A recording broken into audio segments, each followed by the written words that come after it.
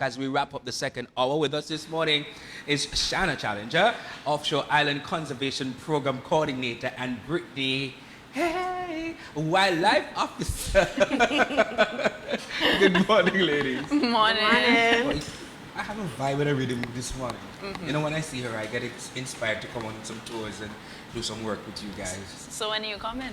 When she invite me. What is so important about, this Global Big Day 2021? I can take that. Yeah. So Global Big Day basically is an annual event where people from all over the world get out and they start birding. And really what it is a snapshot. They start birding. Birding. Oh, I thought you said burning. Oh, no, birding. Birding. So they go out and they start IDing and counting birds. And really what this does is create a snapshot of all the birds around you. So it's really a celebration of all the birds that we have around us. And I mean, there are people who wake up at 5 in the morning and get out and start birding. And they do this all day. In Antigua here? There are, yes, actually, because a couple of the warblers, yes. No, I'm saying I've never seen anything like that. I mean, we're on social media. We've seen pictures of birds from EAG, but from an individual point of view, no. There are a couple locals who do participate, right? And so Shanna is one of them, but several others, they went to different sites across the island to count birds. So I know Shanna went to Fitch's Creek, and then we all went to Bethesda Dam. Some people went to McKinnon's. And so this is something that happens every single year. And it's set 2 world records last year, actually. Yeah, because it ended up being the biggest recording of birds on a single day in the world. And it also ended up being the biggest collection of wildlife information on a single day. And why do you think that happened with that record?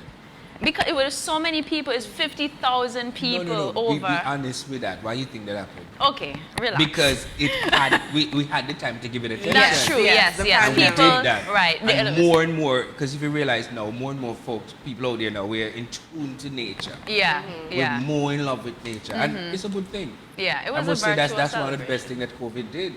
More hiking, more picture taking of love of nature, and probably, I guess you guys probably see some changes in the environment of maybe cleaning up. We still have that. People are still littering. Yeah. That hasn't stopped. Yeah. Now, with Shanna is involved doing her stuff. Other folks are involved doing her stuff. But what about those folks who are watching and say, but I didn't know we do that. I didn't know I could have done that here. Right. I mean, so how can they get involved with all this? Well, birding is really easy because there are birds everywhere. So there's really any time that you can get involved. You can head down to McKinnon's at any time. Right now, it's loaded with birds. So if you go in the early morning to like 5 to 11 a.m. or in the afternoon, just before the sun sets, there are so many birds out. And you can and there are different apps that you can use to help you too. So there's an app called Merlin, and that helps with ID. And there's also an app called eBird that helps you to record and contribute to data collection on birds. So how did the team effort and fundraiser, how that went?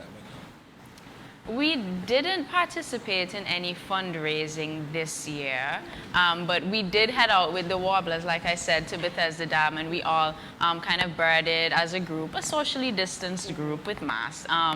And we had a great time because it's not a site that we typically go to. Yeah, and on the screen you can actually see some shots of us at Bethesda Dam. I don't know how many people have actually visited Bethesda Dam before, but it is gorgeous, as you can see, full of wildlife, full of not full of water. We're in a drought. And that's us, our Wadadli Warblers Birding Club. And so we basically visit different sites around the island that are important bird and biodiversity areas and check and see how many species we see. I haven't been in Bethesda Dam for a spell. And when I drive across, and I would tell my children, look, that's Bethesda Dam. They were like, no, but you know the bush block. You have to walk going inside. Yeah, You can't see no dam. One of these days, good days. But on a trip like that, how do you have to keep quiet? You have to be out there, be tiptoeing. Well, how this works? it depends. The birds that were in Bethesda Dam were very vocal and very unbothered, to be honest, by our presence. And so the yellow warbler, I'm sure, have you seen the yellow warbler before? Only on pictures here. Only on pictures. Yeah. I want everybody, exactly. Thank you, person, for pulling that up. That is the yellow warbler, also known locally as the canary. And people always see these ones, but there were over 15 of them basically just going back and forth where we are. We saw a number of shorebirds, so birds that have migrated all the way to Antigua from North America to be able to eat and have their babies. And so we saw a lot of them. Also on the screen right now, that's one of them right there, a killdeer. A gorgeous little shorebird. A killdeer, because the sound that it makes sounds like killdeer, killdeer, killdeer. That's what Shanna says. Yes, well, that's what it says. And so the thing with birds is that it is such an enjoyable activity because it's kind of like a quiz. So you see the bird, you're like, I think I know what that could be. And then you look at the color, you look at the noise it's making, you look at the behavior. Is it aggressive? Is it solitary? Is it in a group? How is it flying? And so you're able to kind of do this little quiz in your head and come up with, oh, that's that bird. And the feeling when you've seen a bird that you haven't seen. So for our warblers, that killdeer was the first time a lot of them had seen it. So that's called a lifer. And that's the first time you've seen it in your life. So it was really, really an enjoyable experience for Global Big Day. No, you said they're aggressive. They come at y'all? Well, not at us, but at each other. So, for example, the gray kingbird, they're locally known as the loggerhead because they're always a fight. They're always a fight, right? Okay, they will even the Broadwing hawk, the chicken hawks, as they're locally known. That's right, one right there on the screen. They will pick a fight with the hawks because they're not afraid of them. I love that about them. I love that. Loggerhead. Everybody sees, loggerhead and dog. And yellow breast. Yeah. Yes. I mean, so what does all this mean for us here in Antigua, Barbuda? Do we have people flying in, taking pictures, touring the offshore islands, even Barbuda, just to take pictures? Definitely. Birding is a money-making activity. You do have serious birders who will fly across the world to be able to see a specific bird. And so, for example, on Barbuda, we have our sole endemic bird. So there's a bird on Barbuda, the Barbuda warbler, that you can only see if you go over there. And so definitely there's a lot of money to be made from tours, from them coming over and, experiencing the island. But they really didn't even want to see. So we've had people who are calling us to go straight to Barbuda. Them don't want to see Antigua. They just want to go over to Barbuda to see this Barbuda warbler. So you just want to go to the bird side. Just birds they want to see, definitely. And what about the other offshore islands? Bird Island. What should I say? Bird Island. Yeah. The other islands. Yeah, well, Bird Island is named because it has a lot of birds. A fun fact: there's actually about 5 islands named Bird Island. We need to get some more names. There's a bird island, there's a little bird island, there's a great bird island. They're all just named birds. Yeah. But they do all have large populations of nesting seabirds, and so globally those areas are recognized as an area that's really important for these populations of seabirds. And so this summer, actually, we will be conducting some counts of the seabirds, their eggs and their chicks, to kind of see how they're doing, making sure that what we're doing, keeping the rats off of the islands, is actually still helping them. So is there a team competition, or you're not doing that no more? Our fundraiser taking place? The birding bubble bundles. Wait, take your time, say that. It's like a tongue twister. Do that again. So yeah. No. The birding bubble bundle. Yeah. Birding bubble bundles. Yeah. If I'm in for B word, you get bloody morning.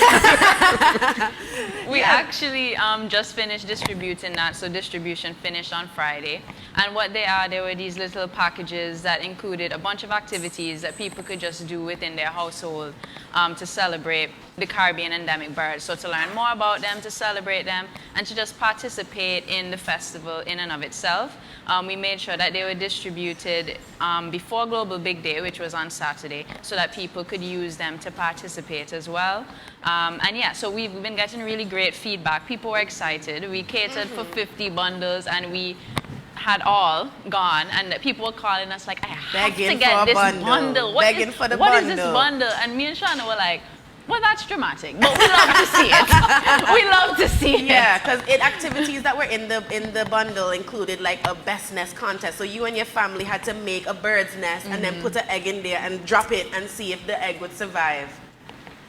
Oh! See, because this is what birds have to do. They have to build their nest strong and capable to withstand a human or a dog or something knocking their nest to the ground. Yeah. And I saw a picture this morning of a bird's nest with a mother bird, I think dead. But the eggs, like she died protecting her eggs. The eggs are never still being. And I'm saying, look, it's all right, I know y'all, you're talking to me about that. Yes. And then when you drive around certain places, you see some folks have the stuff on the tree where the bird will go. What do you So call that's it? another thing that was in there. You could make your own Own bird bird feed. feed. Why you Yes. didn't secure your birding bubble bundle?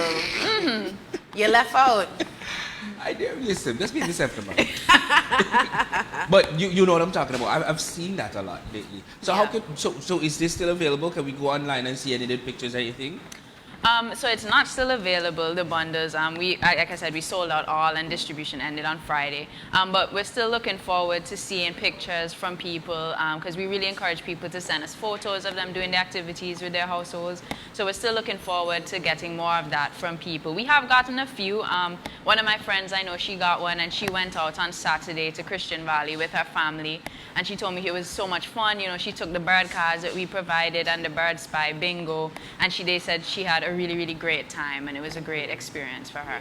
Yeah, because a lot of people don't think about birds, like they're just birds, like you just exist with them but don't really notice them. But when you actually start paying attention, it's really interesting, like how much you And notice. it's so important to Yeah, Yeah. The exactly. next bird outing trip I'm coming.